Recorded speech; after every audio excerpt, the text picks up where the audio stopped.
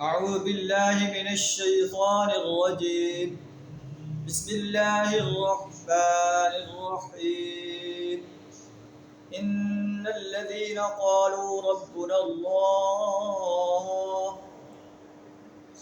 الله ثم استقاموا فلا خوف عليهم ولا هم يحزنون أولئك أصحاب الجنة خالدين فيها جزاء بما كانوا يعملون. صدق اللہ العظیم. سورہ الاحقاف آیت نمبر 13 اور 14 آپ کے سامنے تلاوت کی.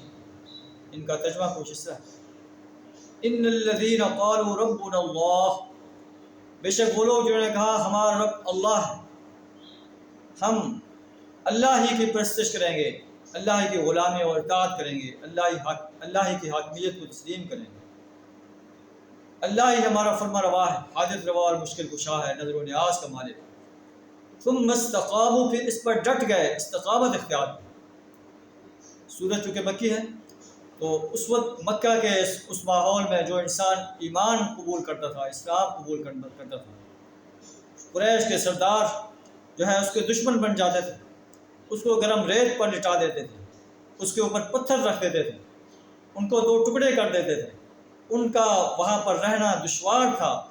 اللہ فرماتا ہے کہ ایسے انسان جنہوں نے کہا ہمارا رب اللہ، قرآن چونکہ آفاقی کتاب ہے، پوری انسانیت سے خطاب کیا جا رہا ہے کہ ان میں سے جو بھی کہیں گے کہ ہمارا رب اللہ ہے، ثم استقاموا، پھر انہوں نے استقامت کی اختیار کی، ڈٹ گئے، کسی تکلیف کی پرواہ نہیں کی، کسی جبار اور قہار انسان کی انہوں نے پرواہ نہیں کی.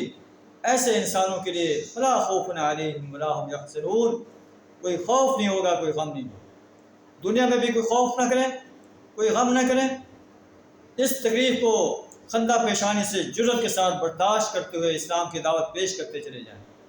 اور جب آخرت کا دن ہوگا اللہ جو ہے انہیں جنت کے باغوں میں داخل کرے گا. آخرت میں بھی ان کے لیے کوئی خوف نہیں ہوگا، کوئی غم نہیں ہوگا. اولئک اصحاب الجنہ، یہ جنتی انسان خالدین فیہا، اس میں ہمیشہ رہیں گے.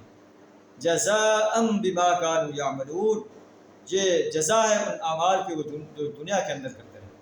دنیا کے اندر ایمان لا کر اس پر استقامت اختیار کی، اللہ کے دین کی دعوت جرأت کے ساتھ انسانیت کے سامنے پیش کرتے رہے، اللہ کے دین کو غالب کرنے کے لیے میدان عمل میں رہے، باطل نظاموں کو مٹانے کے لیے انہوں نے اپنا مال پیش کیا، اپنی جان پیش کی، اپنا وقت پیش کیا، اپنی صلاحیت پیش کی کہ باطل نظام مٹ جائیں اور دین اسلام غالب ہو جائے.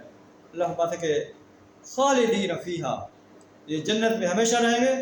جزاء بما كانوا یعملون، یہ ان اعمال کی جزا ہے جو دنیا کے اندر کرتے رہے.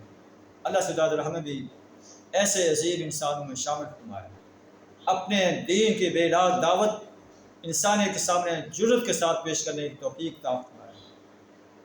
دین اسلام کو اس سرزمین پر غالب کرنے کے لیے اور باطل نظاموں کو مٹانے کے لیے اپنا مال، جان، وقت اور صلاحیت کھپا دینے کی توفیق عطا فرمائے. وآخر دعوانا الحمد للہ رب العالمین.